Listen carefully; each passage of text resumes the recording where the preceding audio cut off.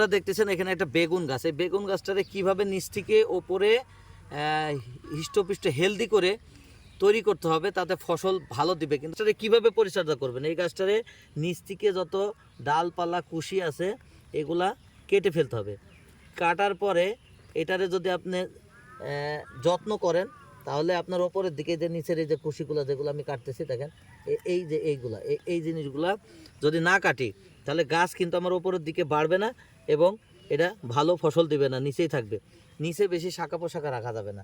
এইভাবে আপনি গাছটা দেখান, এই যে এখন কত সুন্দর গাছ হয়েছে, দুইটা ডাল আছে, দুইটা ডালই সুন্দর মতো উঠে যাবে। বাকি যে ডালগুলা এগুলো আমি কিন্তু কর্তন করে দিলাম।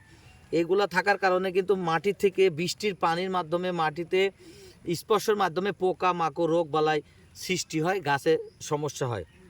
তো আমি যদি প্রতিটা গাছ এইভাবে পরিষ্কার পরিচ্ছন্ন করে রাখি তাহলে আমার রোগ বালাই পোকা মাকড় কম আক্রমণ করবে।